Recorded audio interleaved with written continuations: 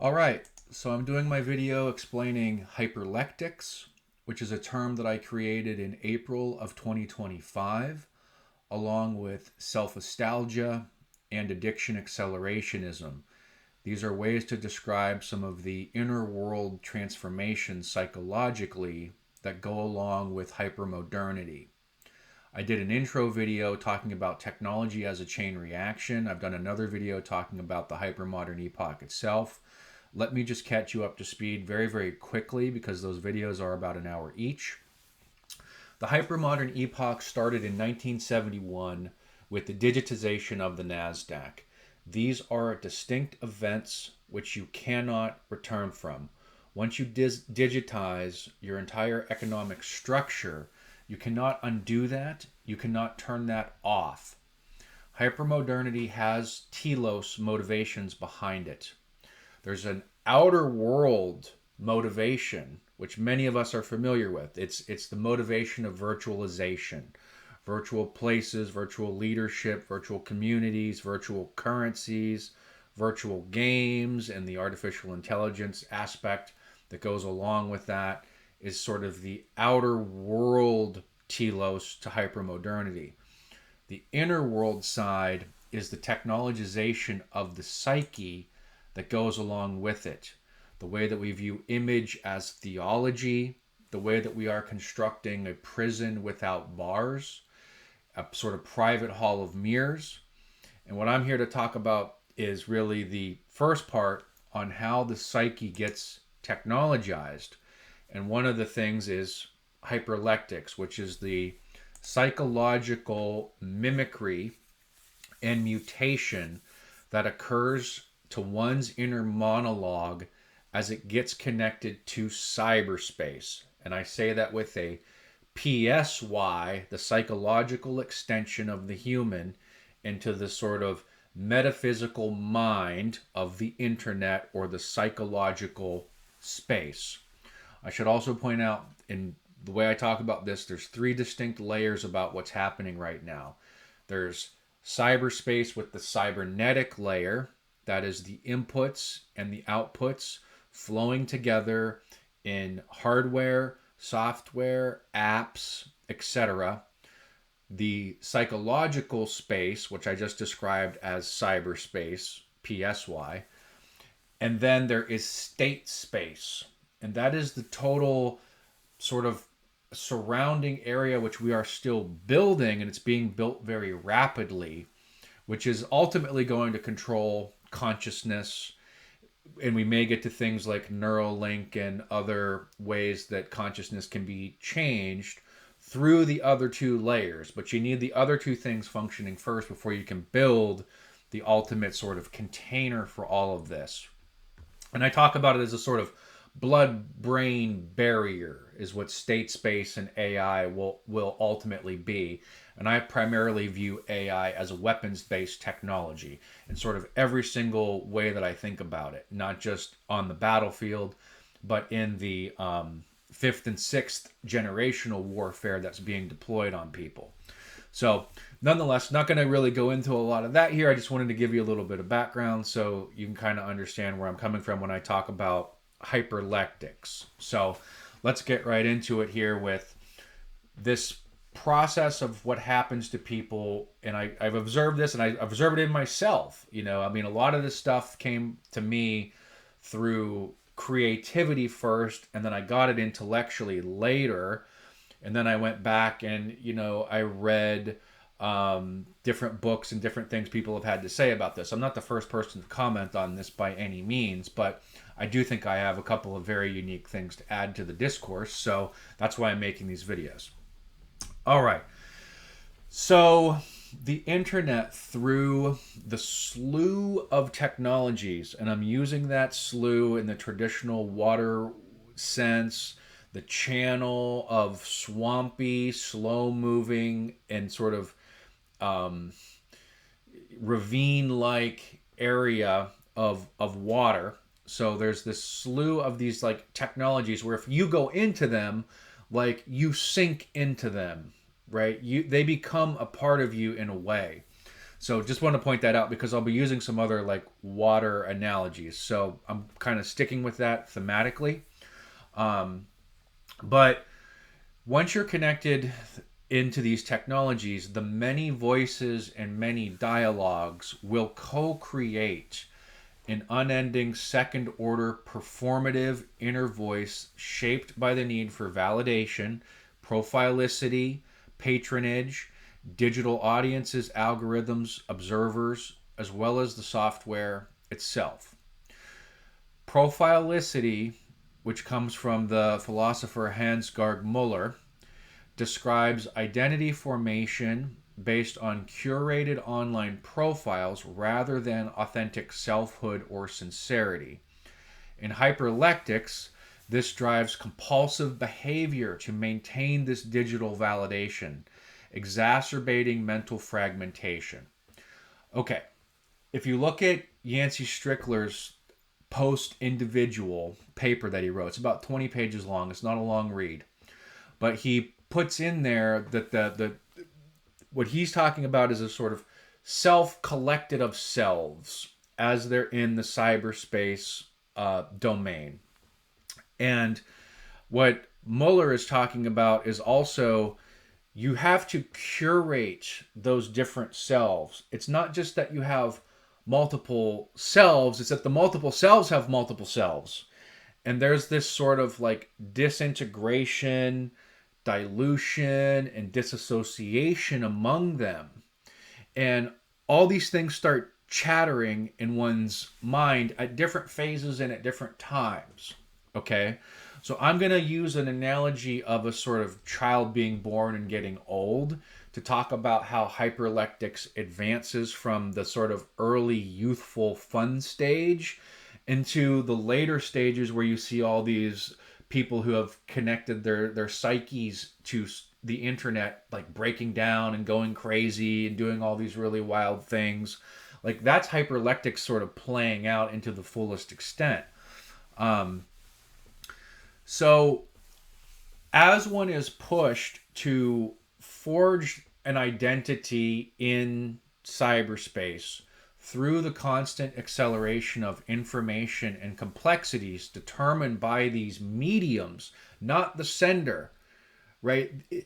You have to always remember the technological tools themselves are accelerating at such a rate that you have to keep updating the software and keep pace with all of the acceleration of those tools simultaneously, while also trying to forge out this identity with the hope that you build a community, which is the inverse ways that humans have operated. We used to be born into community and we had to forge an identity.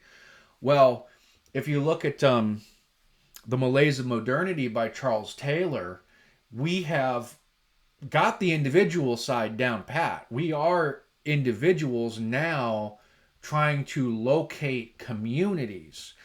And that's what a lot of this stuff kind of going on the internet really is. It's individuals trying to forge a second sort of self, to borrow a phrase from Sherry Turkle, although second doesn't do it justice. I mean, there are so many selves trying to be formed by people simultaneously in different areas. You could see the madness emerging. I mean, I'll just kind of cut to the chase. One of the ways I think the antidote to this is that you really want to be the same person all the time. You really want to be level and expect to be the same kind of personality in real life as well as on the internet or anywhere, right? Okay, nonetheless. So you connect your internal monologue into the internet. Now you have a channel that can flow in both directions, right? So the slough can go downstream, it can go upstream. People can jump in. No one is isolated from any psychopathology that chooses to come in there and splash around and make a commotion. And there's all these disruptive forces now because this really is a battleground space. So one of the places I break with all the other authors who have kind of talked about this is I view the internet today as a major wasteland, a battlefield ridden with artillery shells and radioactive waste everywhere, and there's all kinds of fragmentation with it. And it's like, that's what you're engaging in. That's what you're going into. It presents itself as a sort of flowery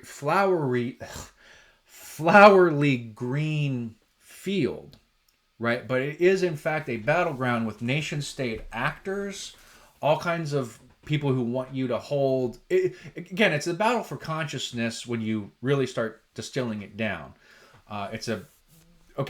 Moving a little bit on from that. So you've connected your monologue, and that monologue can move in both directions.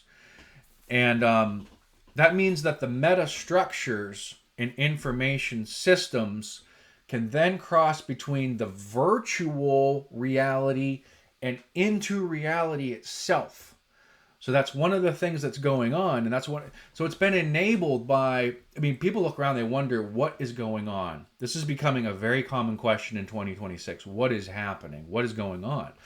Well, this is at least an attempt at an explanation here, right? Like, things are crossing over from the metaphysical mind back between the virtual world and into the real world itself, where you want to enact these things and you want to forge your identity through enacting these things. All right. So we have many voices, many dialogues. That's why I use the word hyperlectics. It's not a dialectic between two people. It's not a trilectic between three people. There's a sort of uncountable number of voices, including autonomous robot voices, that are now coming into people's consciousness and question whether or not any of this is actually even real, the people who are talking to you in cyberspace. Whether what you're seeing or hearing can even be trusted or is coming from a real person. And then there's all kinds of questions about, well, what kind of person is it coming from? And so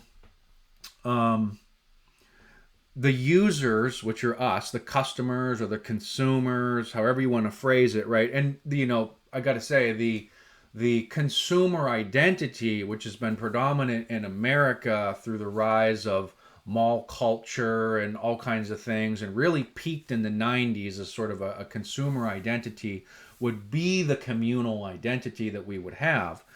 That is fractured by these feeds, algorithms, the technological tools themselves, which seem to create a community, but they kind of fracture everything up. They fragment attention.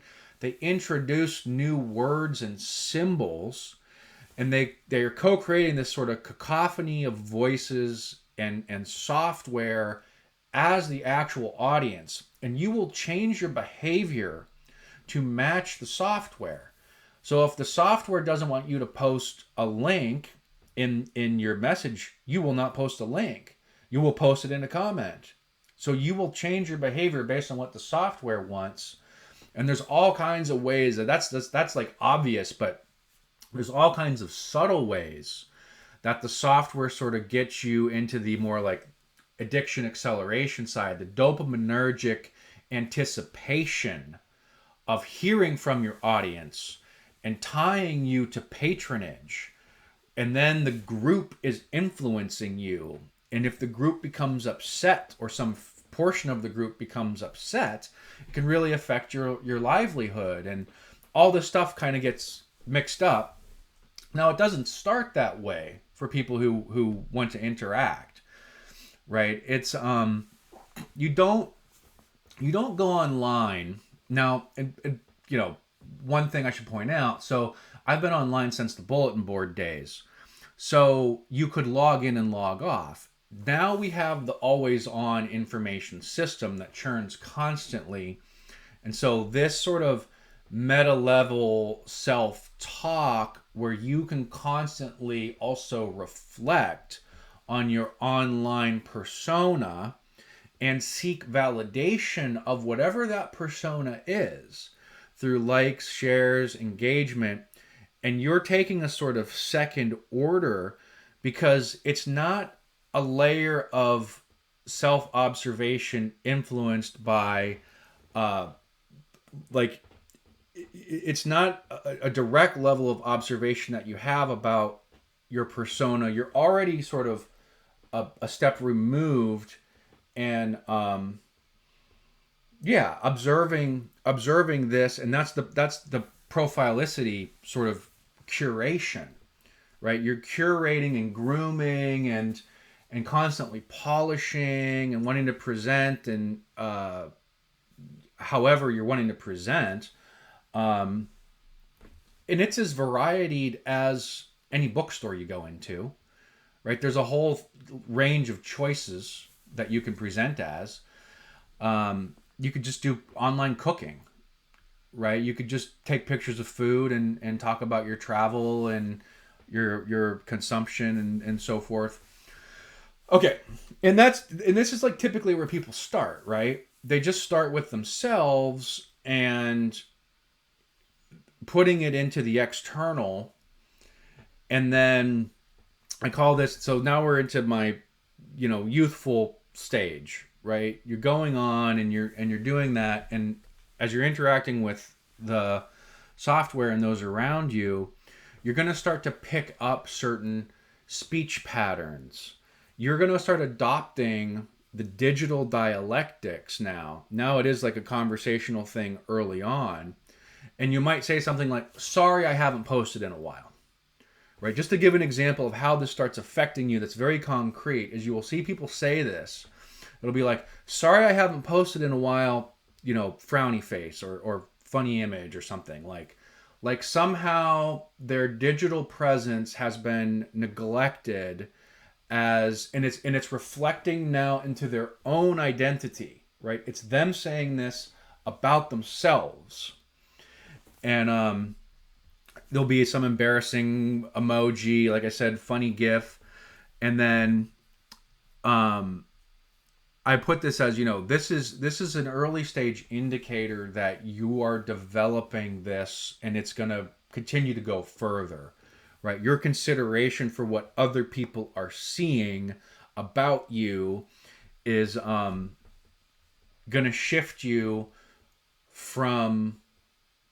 I call this, so we're going to shift into the adolescent stage here now, a little bit older, and I call it the shift from windows, where there's outward observation, you can see out a window, to mirrors, where it does primarily become self-focused performativity.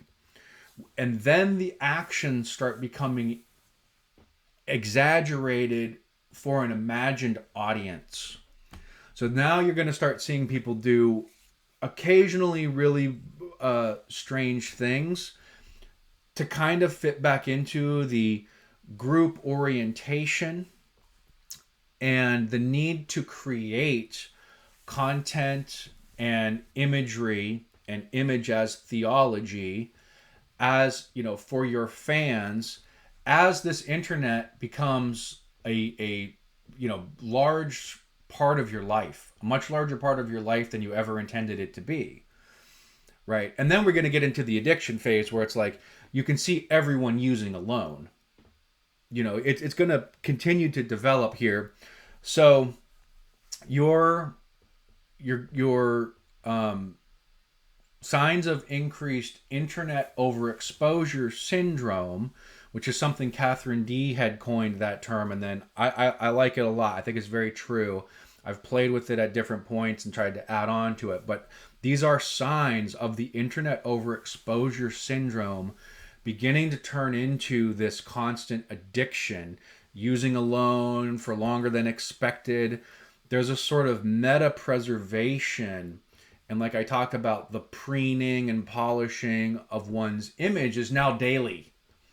Right? You're now daily engaging in a sort of one self, right? I'm still just talking about like kind of one area, but just you can imagine this in your mind, that this could be happening on Facebook and X and Discord and in your video game, channels and all these places where you can kind of chat with people, is that you're curating a person there, and most of the time it's like a moniker. I tend to be one of the people who use my real name on the internet, but a lot of times it's a sort of moniker, and I think there's a sort of protection layer there, because you can actually like just delete that and nobody knows who you really were, or you can walk it back and it doesn't really affect your real life.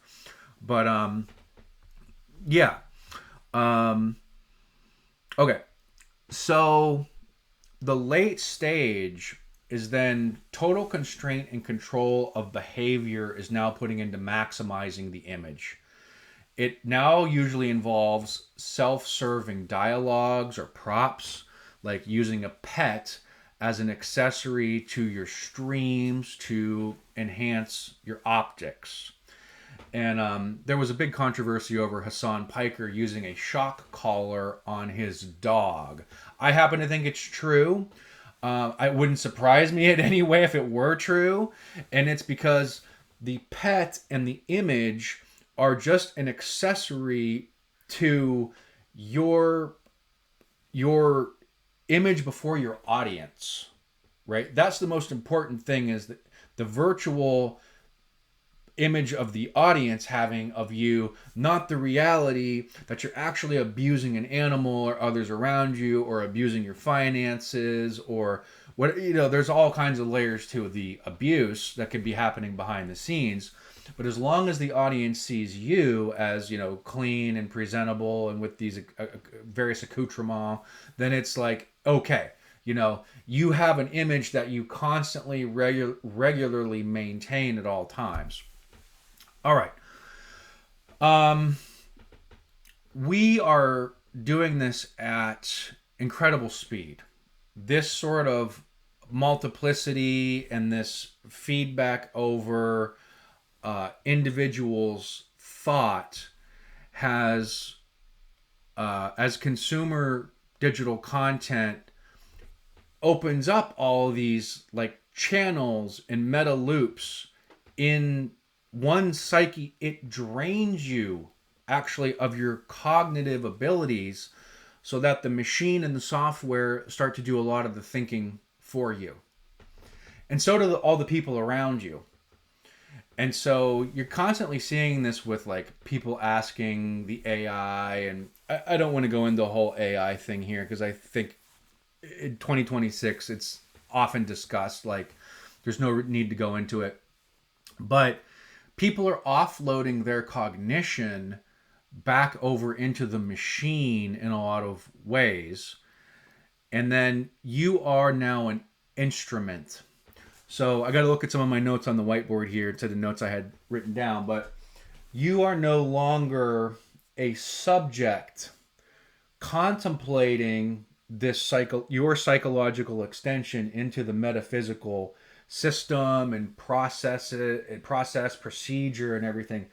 You're an instrument where you're actually trying to self-actualize through the audience itself. But my point is, the audience is pretty sick. The audience is pretty disturbed. And I can say that because in reality, most of the people in reality right now are very sick. They are very disturbed. We live in a society of addicts. There's no easy other way to put it, folks.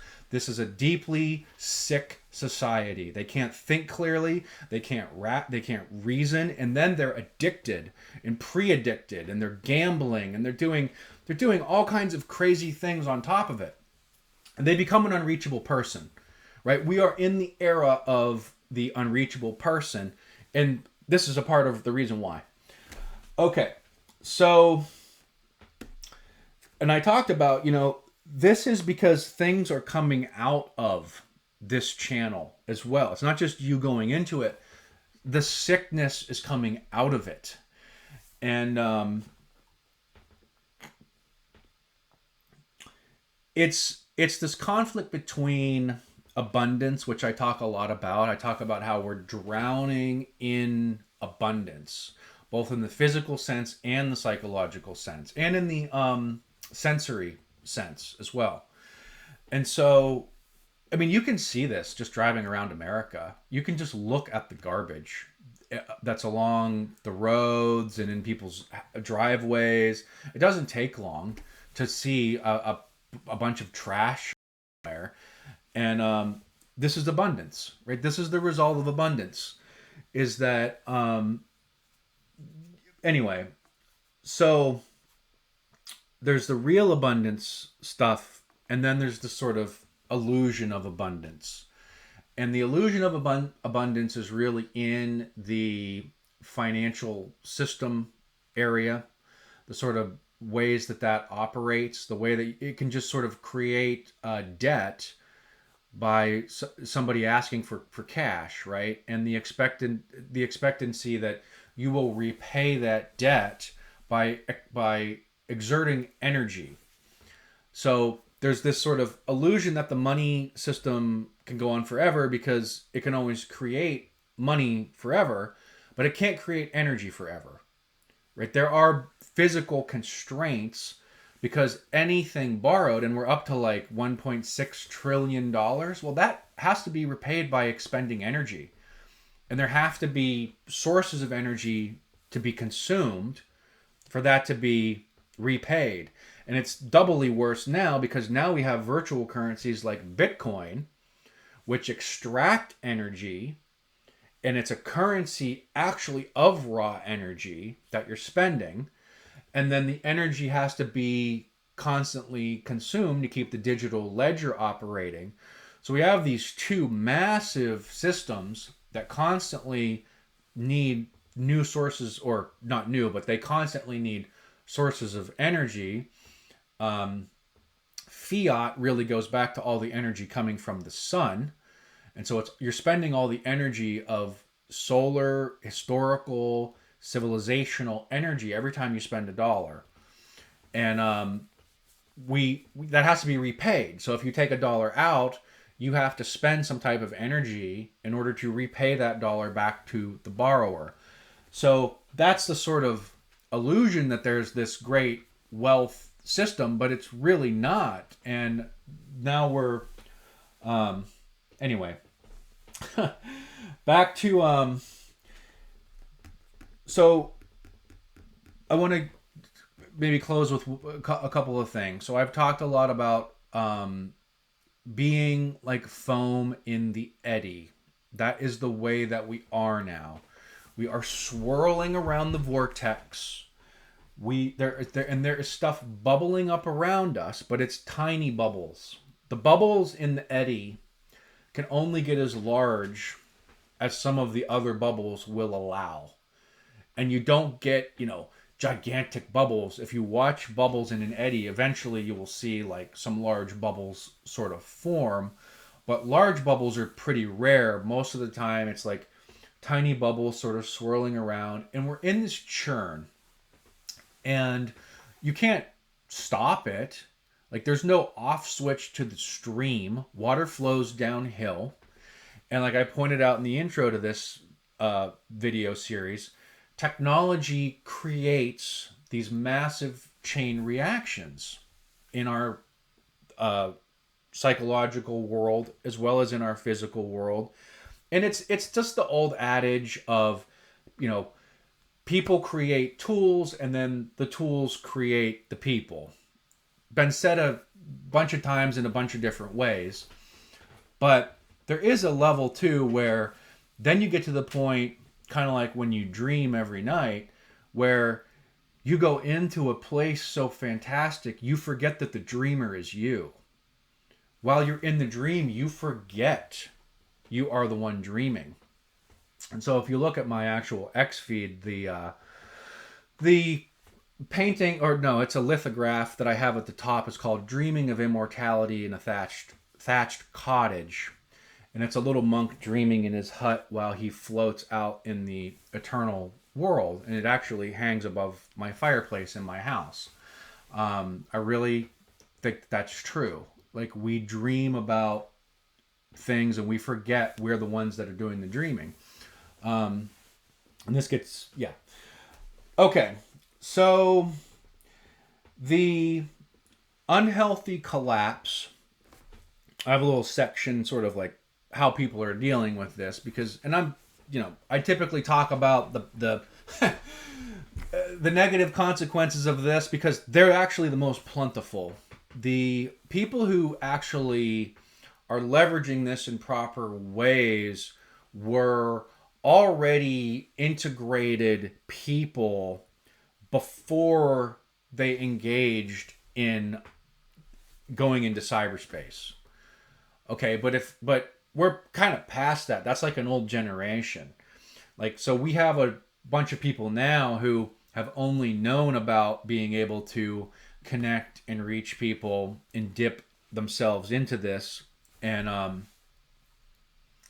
they are unintegrated, and they're trying to become integrated, but then it's like the stuff that I was saying about the fifth and sixth generational warfare, the cognitive warfare that's occurring, the attempt to basically limit your selection of yourself, capital S self, like who are you going to be? Well, let me give you these 5 choices. Right? That's kind of where this stuff is heading. You can pick from this limited range and limited window of things that are on offer. And we control the things that are on offer. And I'm saying we as a sort of like big collective state space, we now, where, right. So the other, if you can escape that, and that's why I said, trying to get yourself on a single level of consciousness, we could call it, or personality, or whatever, is one of the healthy things that you can do. What I typically see, though, are the unhealthy reactions. One is people get simply overtaken by this flow. This flow, like I talked about, of the stream and the eddy, this slough, this deluge of always new technologies requiring updates, new integrations with things, and you just sort of give into it and you just sort of go along with it. You have no capacity to resist it any longer. And so it's like, okay, please subscribe to my Substack and my Patreon and my YouTube channel and buy me a coffee, and you can reach me on Zelle, and you can microtransact with me in all these different ways so that I can put all this energy into this metaphysical mind and get some kind of imaginary value back out of this thing that I can then convert into some sort of tangible good in my life, right? And so that's sort of, you're just overtaken by it. You're not really focused, and so that's one unhealthy sort of collapse that I've seen people go through. The nihilistic solipsism can't be overstated. I should have started with that one, but it's just, the old joke of I put the I in solipsism. It's I am the center, and it's nothing else matters but me. And you see that a lot with people who are deeply content producing things on the internet on a regular basis. Busy being busy is another one. You see people sort of it wasn't like American culture was very healthy with this to begin with, where people are constantly saying like, oh, I need a vacation after my vacation because I'm run ragged. I saw this crazy video today of this woman and her 5 kids going to Disney, where they get up at like 4 in the morning and they get everyone to Disney World by like noon. And, you're exhausted just watching it. You're just like, why would anybody live that way? I mean, it just is an insane way to go about being in the world. And yeah, I'm making a judgment call there, but I don't care. I do think there are things that are unhealthy, and like, why can't you split your trip into 2 days of travel amongst your children? It's psychologically unhealthy for your children.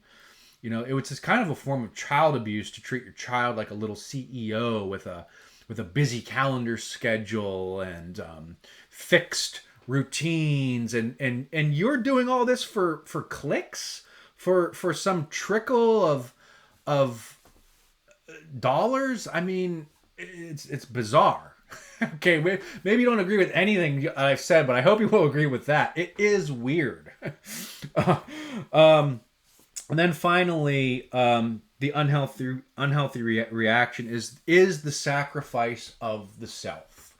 It is the giving in to saying, you know what, I will just pick from one of the identities that you've made available for me.